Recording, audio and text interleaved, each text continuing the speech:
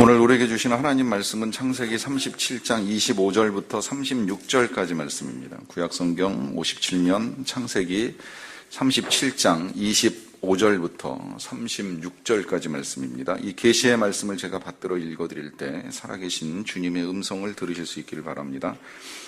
그들이 앉아 음식을 먹다가 눈을 들어본 중 한 무리의 이스마엘 사람들이 길르앗에서 오는데 그 낙타들의 향품과 유향과 몰약을 싣고 애굽으로 내려가는지라. 유다가 자기 형제에게 이르되 우리가 우리 동생을 죽이고 그의 피를 덮어둔들 무엇이 유익할까? 자, 그를 이스마엘 사람들에게 팔고 그에게 우리 손을 대지 말자. 그는 우리의 동생이요 우리의 혈육이니라 하매 그의 형제들이 청종하였더라. 그때 미디안 사람 상인들이 지나가고 있는지라. 형들이 요셉을 구덩이에서 끌어올리고 은 20에 그를 이스마엘 사람들에게 팔매 그 상인들이 요셉을 데리고 애굽으로 갔더라. 르벤이 돌아와 구덩이에 이르러 본즉 거기 요셉이 없는지라. 옷을 찢고 아우들에게로 되돌아와서 이르되 아이가 없도다. 나는 어디로 갈까? 그들이 요셉의 옷을 가져다가 순념소를 죽여 그 옷을 피에 적시고 그의 채색 옷을 보내어 그의 아버지에게로 가지고 가서 이르기를 우리가 이것을 발견하였으니 아버지의 아들의 옷인가 보소서 하며 아버지가 그것을 알아보고 이르되 내 아들의 옷이라. 악한 짐승이 그를 잡아먹었도다. 요셉이 분명히 찢겼도다 하고 자기 옷을 찢고 굵은 배로 허리를 묶고 오래도록 그의 아들을 위하여 애통하니 그의 모든 자녀가 위로하되 그가 그 위로를 받지 아니하여 이르되 내가 슬퍼하며 스올로 내려가 아들에게로 가리라 하고 그의 아버지가 그를 위하여 울었더라. 그 미디안 사람들은 그를 애굽에서 바로의 신하 친위대장 보디발에게 팔았더라. 아멘. 하나님의 은혜 가운데 우리 교회 여름 사역이 이제 다 마무리가 되었습니다. 많은 분들이 애를 쓰고 수고하셨는데요. 그 사역 가운데 마지막 사역이었던 이 케냐 단기 선교가 은혜 가운데 잘 진행되기는 했는데 이 끝에 소식을 들으신 분들은 아시겠지만 이제 오는 길에 좀 어려움이 있었어요. 이제 원래 오기로 했던 비행기를 타지 못하는 이제 문제가 생기면서 그 상황에서는 이제 언제 오시게 될지가 이제 확정이 안 됐었습니다. 우리가 한 3년 전에도 키르기즈스탄에 갔다가 이 비행기 오버부킹으로 타지 못하는 바람에 화요일 날 타서 이제 수요일 날 아침에 들어오셔야 되는 우리 선교 팀원들이 결국 주일 날 아침까지 이제 그곳에 머물다가 오시게 되는 일이 있었는데 이번에도 이 화요일 날 비행기를 타고 수요일 날 들어오셔야 되는데 이제 그게 여의치 않게 된 거예요. 그래서 일단 호텔로 이동을 해서 머무시다가 그 다음 날 비행기를 타고 오시게 됐는데 이제 그것도 에티오피아 직항을 타고 들어오셔야 되는데 직항을 타지 못하고 이제 상하이를 거쳐서 돌아오시게 됐어요. 또 상하이에서도 원래 바로 갈아타야 되는데 이제 그것도 잘 안 돼가지고 제가 알기로 한 4시간 정도, 4시간 이상 이제 지연된 상태에서 오시는 바람에 새벽 늦게 이제 귀가하는 일이 있었습니다. 그래서 출근을 하시는 분들에게도 불편함이 좀 있었고 또 가족들에게도 이제 기다림의 어려움들이 있었던 것으로 알고 있습니다. 이런 일들 겪으면 때로 이제 질문이 생깁니다. 이 팀은 분명히 하나님의 부르심에 시간과 물질을 들여서 헌신하며 나아갔습니다. 그런데 왜 이런 일이 일어나는가? 더구나 이 일을 위해서 뭐 이 팀원들뿐만이 아니라 이제 온 교회가 함께 기도하면서 준비하고 또 기도하며 보내고 또 기도하면서 끝까지 잘 마치고 돌아오기를 위해서 기도를 하는데 왜 우리의 기도와 이제 다른 결과들이 나타나는가라고 하는 질문입니다. 뭐 이 일이야 하나님의 은혜 가운데 잘 처리가 돼서 그래도 이제 하루 정도 지연되는 것으로 끝나기는 했습니다만은 때로 선교지에서는 뭐 이보다 더 심한 일들이 많이 일어나지요. 시간이 늦어지는 일, 뭐 일이 더뎌지는 일 말할 것도 없습니다. 그 케냐의 이광호 선교사님이 고아원 이제 거의 다 마무리돼가는 상황인 걸로 알고 있는데 그거 땅 계약하고 땅 명예 이전하는 데만도 수개월이 흐르고요. 또 거기에 필요한 행정 절차 진행하는 거에도 수개월이 흐르고 또 그 다음에 뭐 고아원 지을 때 이제 고아원으로서도 허가를 받는 일도 또 남아 있고요. 하여튼 여러 가지 일들이 우리가 생각하는 것처럼 이게 신속하게 잘 진행이 안 된다는 거예요. 이제 이런 일이 뭐 거기만 있는 것이 아니라 선교지 가서 선교사님 만나보면 뭐 또 들어오신 선교사님들 뵙고 이야기 나누다 보면 그런 일 많습니다. 하나님의 부르심을 받고 하나님 나라를 위해서 일하시는데 그런 일 생각보다 많이 일어나요. 뭐 그런 일뿐만이 아니라 때로는 선교지에 나가 계신 선교사님이 병 얻으시는 일도 있고요. 또 사고 당하시는 일도 있고, 심지어는 이제 사고로 돌아가시기도 하고, 또 심한 경우에는 이 선교가 중단되고 순교를 당하시는 일들도 일어나는데, 이제 그런 일들 겪다 보면 의문이 생기는 거죠. 하나님의 부르심을 받은 그들에게 왜 그런 일들이 일어나는가 하는 질문입니다.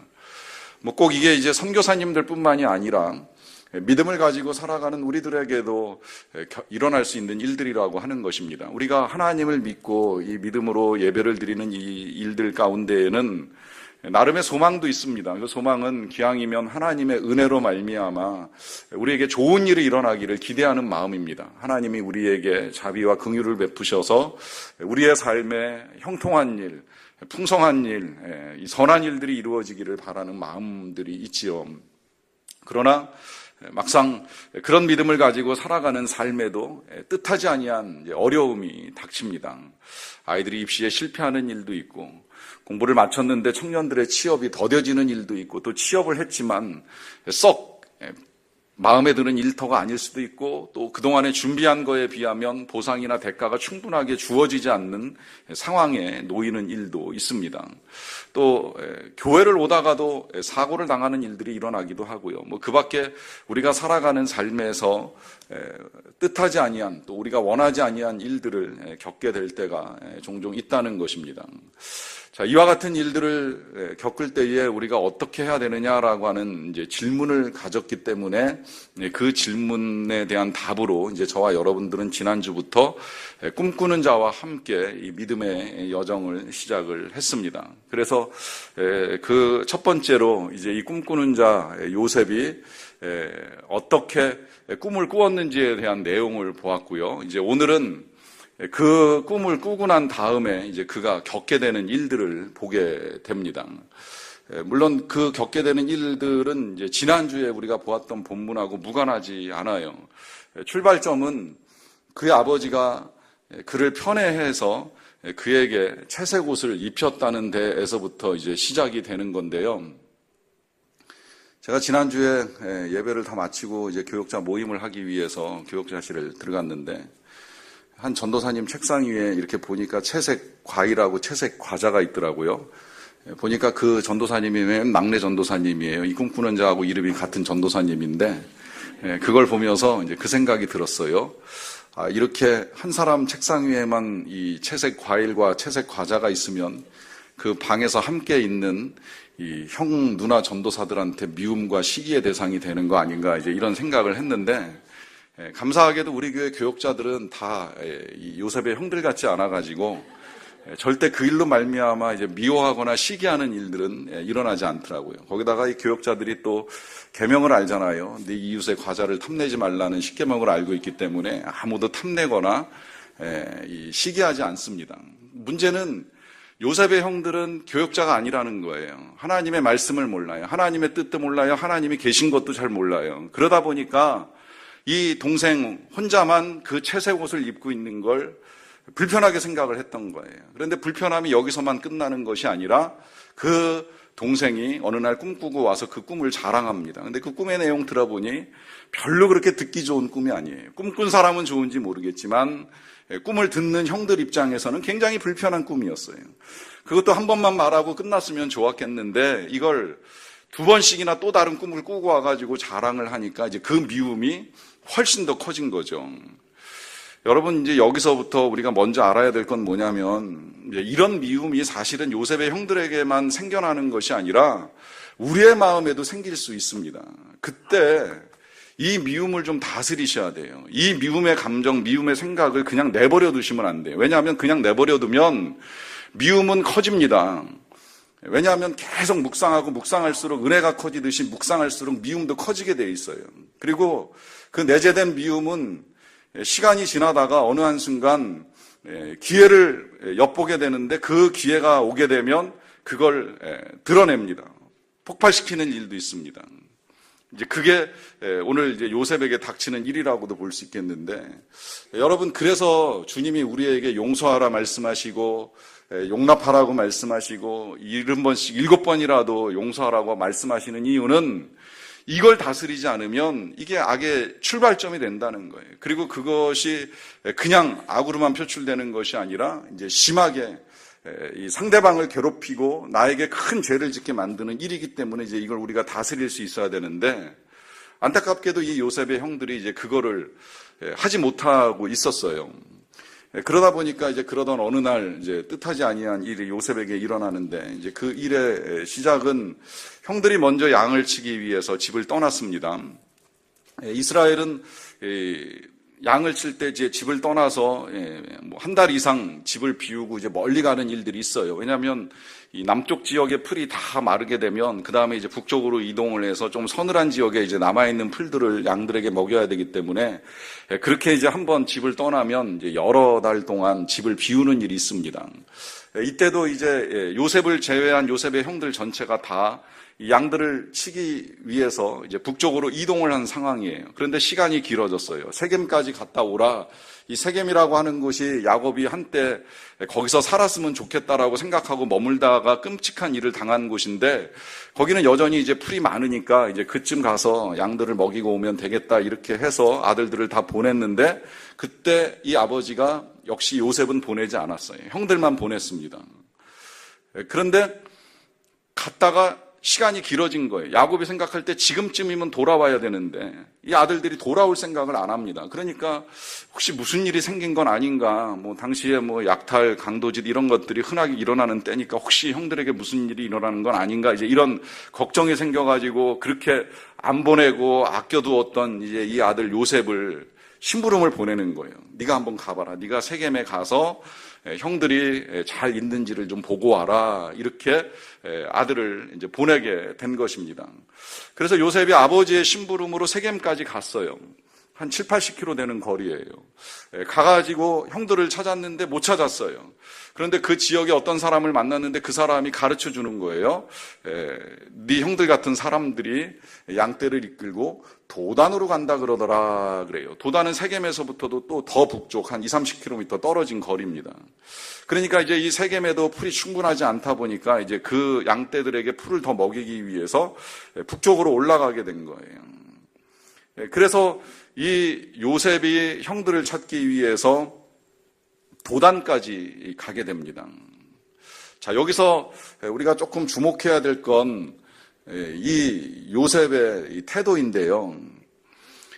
그가 지금 이제 아버지의 심부름으로 형들을 만나러 가잖아요.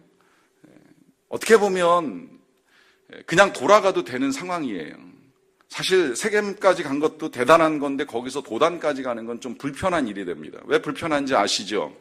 일단 혼자서 더 한참 가야 되잖아요. 이게 합치면 한 100km 가까이 되는 거리인데 거기까지 형들을 만나겠다고 간다? 이게 쉬운 일 아니에요. 왜냐하면 요셉이 17살 나이인데 이 나이쯤 되면 적어도 형들이 자신을 좋아하는지 싫어하는지 어느 정도 압니다. 우리 사람이, 어린아이들도 실은 누가 나를 좋아하는지 싫어하는지를 대충은 느끼는데 17살 정도 되면 형들이 자신을 좋아하지 않는다는 걸 어느 정도 알지요. 그런 형들을 만나기 위해서 형들을 찾아 끝까지 도단까지 간다? 그냥 집으로 돌아가서 세겜까지 가봤는데 형들이 없어서 그냥 왔습니다. 어떻게 됐는지 모르겠습니다. 말해도 되는 거예요. 그런데 이 요셉에게 정직함이 있습니다. 또 성실함이 있습니다.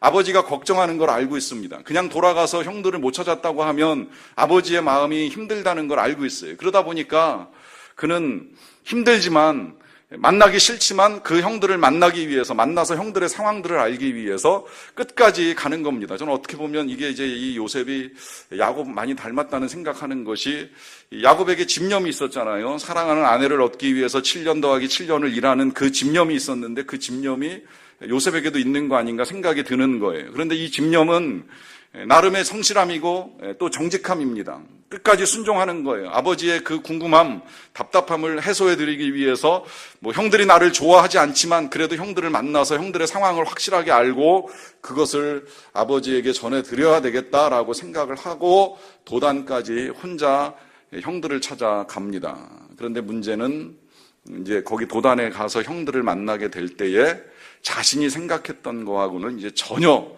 다른 상황이 펼쳐지게 되는 거죠.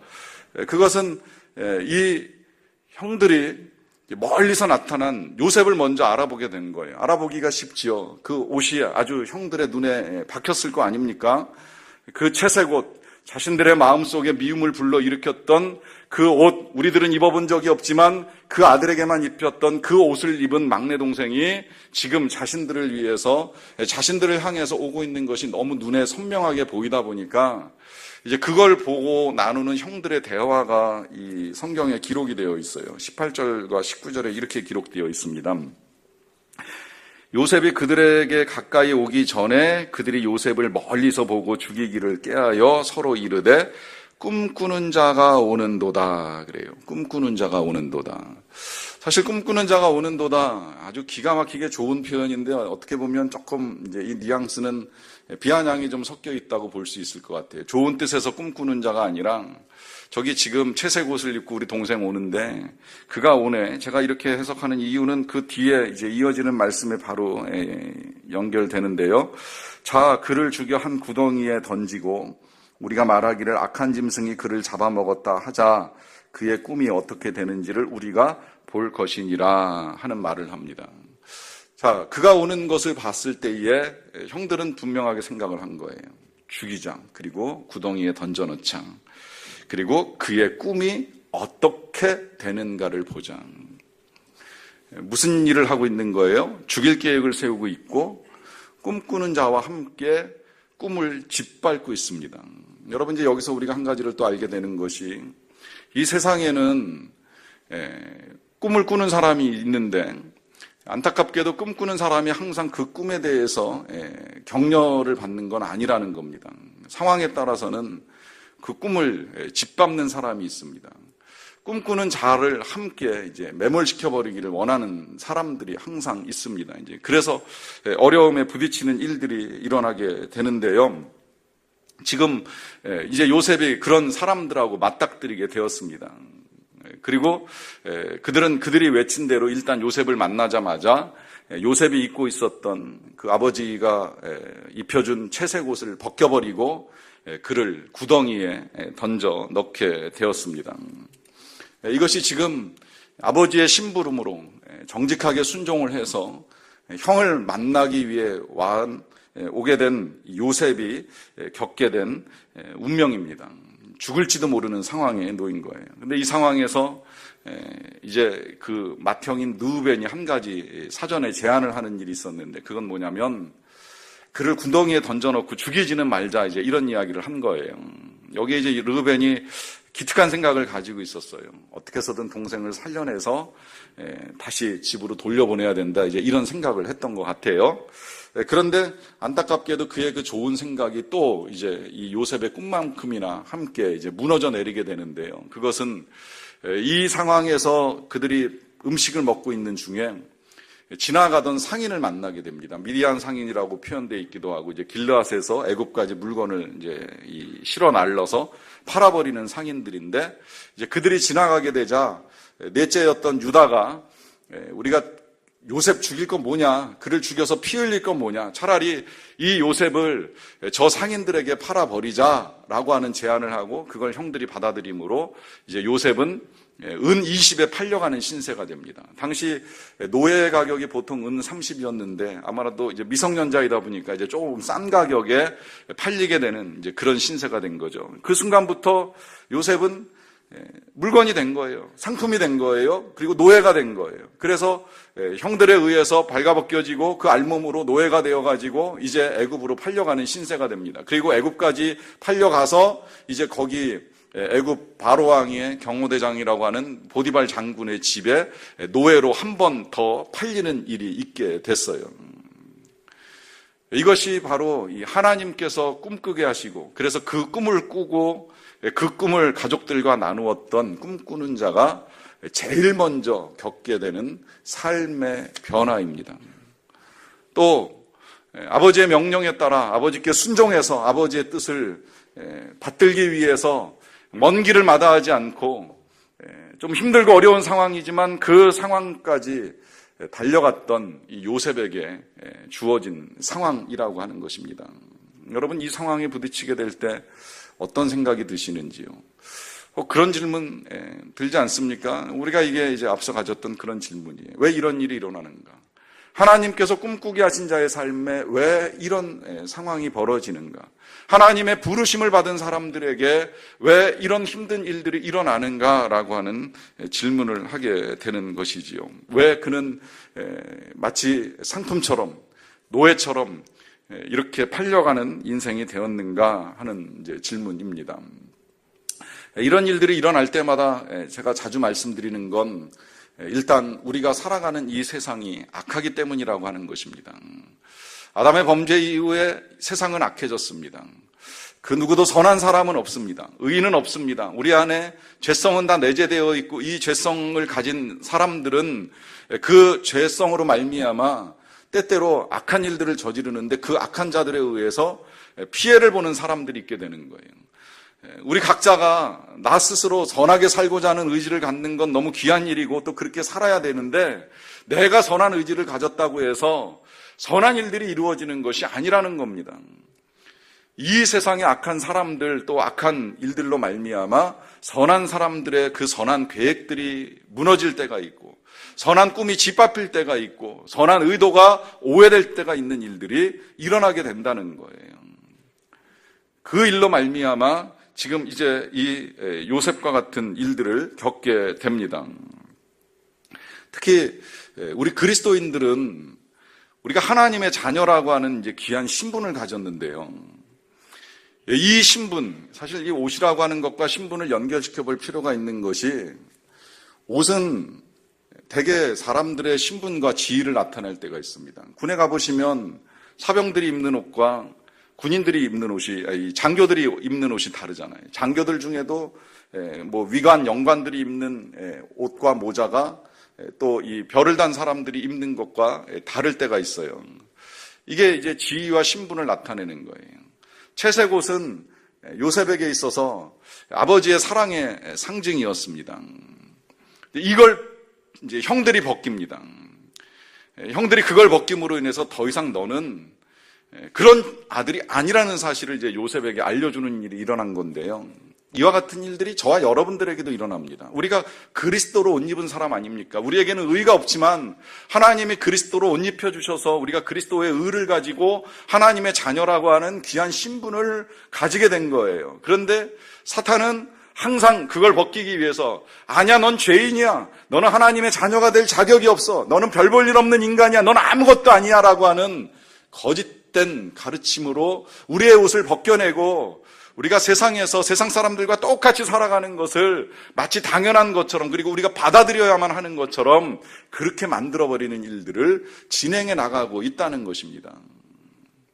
그래서 우리가 얼마나 귀한지 모르게 또 우리와 함께하는 우리의 형제 자매 이웃들이 얼마나 귀한지 모르게 여기고 살아가게끔 만드는 상황 속에 저와 여러분들이 살아가고 있습니다. 제가 수요일날 잠깐 그런 말씀 드렸는데 요새 그 식당 같은 데 가면 이 유니폼 입고 있는 이 일꾼들 중에 등에 그런 거 써 있는 데 있다면서요. 남의 집 귀한 자식. 그 식당에서 일하는 그 학생이 식당에서는 천한 일꾼처럼 보일지 모르겠지만 그가 집에 들어가면 남의 집 귀한 자녀라고 하는 거죠. 잠시 그 옷을 입고 있는 거지 그게 그 아이의 정체는 아닙니다. 저는 기왕이면 그 일하시는 어머니들을 위해서도 그런 옷도 있었으면 좋겠다 생각 들어요. 남의 집 귀한 어머니. 그분이 형편이 안 좋아서 지금 잠시 그 식당에서 그런 일을 하고 있을지는 모르지만 집에 돌아가면 또 누군가의 귀한 아내이고 귀한 어머니 아닙니까? 근데 그런 귀한 어머니, 귀한 자녀들의 가치를 우리는 세상에서 돈으로 판단하는 거예요. 나는 돈을 주니까 별로 그렇게 귀하게 여기지 않아도 되는 것처럼 생각하는 것부터 시작해서 그만큼의 돈을 받으니까 나는 그 수준의 사람이라고 생각하는 이 모든 것들이 다 거짓이라는 거죠. 그 거짓인 걸 조금 이따 조금 더 보겠습니다만은 이런 악한 세상에 살아가기 때문에 사람들은 우리가 얼마나 귀한지 모르는데요. 놀랍게도요. 이런 모든 사람들을 다 귀하게 여기시는 분이 계십니다. 바로 하나님이세요. 이제 여기서부터 우리가 이제 더 알아야 될 중요한 것들이 나오는 건데, 그건 하나님의 사랑이라고 하는 겁니다. 하나님의 사랑. 하나님의 사랑이 얼마나 귀하게 나타나느냐면요, 하나님께서 이 악한 요셉의 형들을 사랑하시더라고요. 사실 생각해보면 이 형들이 얼마나 끔찍한 사람들입니까? 자기들도 그런 말을 해요. 그는 우리의 혈육이니 죽이지 말자 하는 이야기를 하잖아요. 혈육이라는 사실을 인정하는데 그를 죽이려고 했고요. 또 죽이지는 않았지만 팔아버렸어요. 그런데 이 동생을 혈육임에도 불구하고 죽이려 하고 팔아버리려고 하는 이 사람들을 하나님은 사랑하셔요.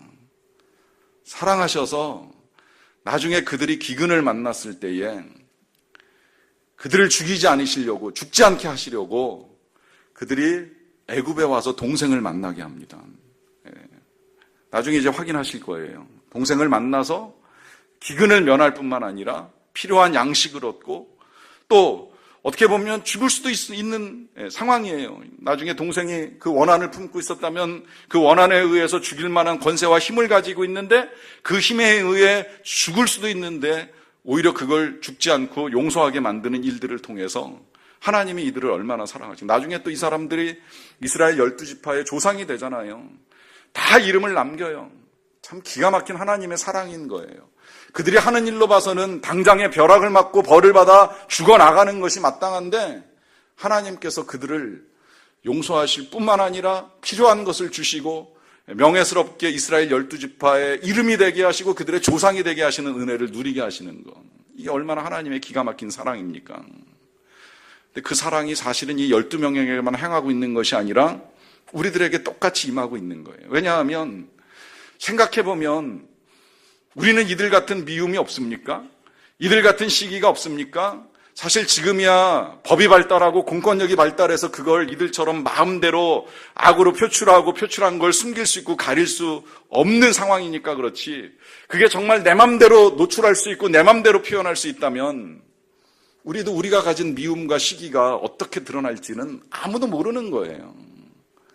그런데 그런 우리를 하나님이 동일하게 사랑하신다는 겁니다. 동일하게 긍휼히 여기신다는 거예요. 그렇게 사랑을 베푸시는 중심에 요셉이 있었던 거예요. 그래서 하나님이 이 요셉을 이제 팔려가게 하시는데, 그 팔려가게 하는 그 상황에서 보면 이 형들의 눈에는 동생이 은 20짜리밖에 안 된 거예요. 미디안 상인들의 눈에도 은 20짜리예요. 뭐 애굽에 가서 더 받았는지 모르겠어요.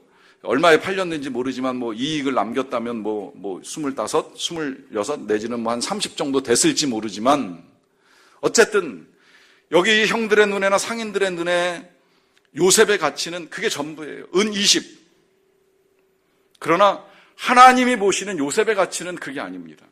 지금 하나님이 보시는 요셉의 가치는 우리가 보는 걸로 따지면 애굽의 총리예요. 총리로 준비될 사람이에요. 총리일 뿐만 아니라 그 땅에 기근이 임했을 때 그 수많은 사람들을 죽지 않게 먹이고 살릴 수 있는 일에 능력 있게 쓰임받는 하나님의 종인 거예요. 이걸 하나님은 보고 계시는 거예요. 이게 우리가 생각하는 우리의 가치와 하나님이 보시는 우리의 가치가 다른 것이 여기서 드러나는 겁니다. 요새 젊은 사람들 스스로 뭐 88세대, 88만 원 세대 얘기하잖아요. 얼마짜리 시급, 얼마짜리 연봉, 이걸로 우리 평가하잖아요. 이건 우리가 생각하는 가치, 사람들이 생각하는 가치, 세상에서 생각하는 가치예요. 그러나 하나님이 우리를 보실 때의 가치, 분명하게 예수님이 말씀해 주셨잖아요. 천하보다 귀하다. 천하보다 귀해서 내 아들 예수를 내어주고 살릴 만큼 귀하다고 말씀하시는 것이 저와 여러분들의 가치입니다. 절대 세상의 가치로, 내가 생각하는 가치로 나를 판단하지 마세요. 그럼 정말 불행해지는 거예요. 하나님의 가치는, 하나님이 우리를 보시는 가치는 우리가 생각하는 그 이상입니다. 그 가치를 지니고 있기 때문에 하나님이 하시는 일이 팔려가게 하시는 일이에요. 이제 여기서부터 또 이해가 안 가요. 그렇게 사랑하시면 살려주시지 왜 팔려가게 하시나, 왜 노예가 되게 하시나, 왜 낮아지게 하시나. 여러분이 팔려가는 게 은혜라는 걸 우리가 좀 들여다볼 필요가 있습니다. 왜냐하면 안 팔려가면 어떻게 됩니까? 이미 죽은 목숨이에요. 실은 죽을 뻔했잖아요. 그 죽을 뻔한 걸 하나님이 어떻게 하신 거예요? 르우벤을 통해서 건져내신 거예요. 살려내신 거예요. 자, 살려놨어요. 그냥 그대로 형들과 함께 집으로 돌아가면 어떻게 돼요? 둘 중에 하나예요. 형들에 의해서 또다시 죽을 운명에 처하든지, 아니면 그 형들 때문에 요셉은 불안감 속에 살아가는 거예요. 이 형들이 날 또 언제 어떻게 할까? 아니면 그 상처 얼마나 커요. 그 자신을 죽이려고 했던 형들, 구덩이에 던졌던 형들, 구덩이에서 자신은 울부짖으면서 살려달라고 애원할 때에 그 바깥에서 음식을 먹으면서 희덕거리던 그 형들을 볼 때에 이 요셉의 마음속에 담겨있는 상처와 아픔이 얼마나 크게 그 인생을 괴롭혔겠어요. 그러니까 하나님 하시는 일이 뭐예요? 집을 떠나게 하시는 거예요. 멀리 가게 하시는 거예요. 가는 게 사는 거예요. 팔려가는 게 사는 거예요. 거기서 고향 땅의 아픔과 상처들을 잘 치유하고 잊어버리도록 도우시는 이 상황이 하나님이 그를 사랑하셔서 베푸시는 거예요. 이 사랑을 안다면, 저와 여러분들이 오늘 이 말씀을 듣고 이 하나님의 사랑을 깨닫는다면 하셔야 될 일이 한 가지 있어요. 그거는 뭐냐면, 우리의 몸이 때로 이런 구덩이에 빠질 수 있습니다. 생각지 아니한 어려움의 구덩이에 빠질 수 있어요. 물 없는 구덩이라고 표현되어 있는데, 야, 이거 어떻게 올라갈까? 어떻게 이 어려움을 헤쳐나갈까 하는 그런 구덩이에 빠지는 일이 있어요. 그렇지만 하나 잊지 마셔야 될 건 뭐냐면, 몸은 구덩이에 빠져도 생각을 구덩이에 빠뜨리지 마십시오. 이 상황에서 내 인생은 왜 늘 이렇게 꼬이기만 할까? 왜 이렇게 막혀 있을까? 왜 이렇게 풀리지 않을까? 절망의 구덩이에 생각을 빠뜨리지 마십시오. 또 이것이 누구 때문이라고 하는 미움과 원망의 구덩이, 자학의 구덩이에 내 생각을 빠뜨리지 마십시오.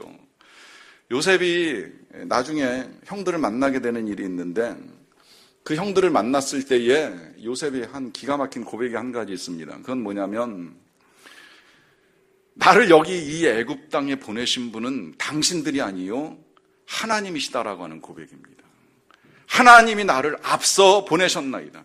나와 나의 가족 우리 모두를 구원하시기 위해서 하나님이 나를 이곳에 보내셨나이다라고 하는 고백을 해요. 형들 때문에 내 인생이 이렇게 되었다. 생각의 굴레에 사로잡히지 않았어요. 생각의 구덩이에 빠져서 절망하지 않았어요. 여러분, 우리에게 필요한 믿음이 바로 이것입니다. 지금 현재 구덩이에 빠진 것 같은 이 상황, 이것이 우리의 생각까지 미움으로, 슬픔으로, 우울로 빠지게 만들어가게 내버려둬서는 안 된다는 것입니다. 잠시 팔려가는 어려움은 있을지 모르겠지만 이 어려움 중에도 나를 향한 하나님의 선한 계획, 선한 뜻이 이루어지리라라고 하는 분명한 믿음을 가지고 하나님이 주신 좋은 꿈을 끝까지 붙들고 살아가는 저와 여러분들이 되기를 간절히 축원합니다. 이 시간 같이 기도하겠습니다.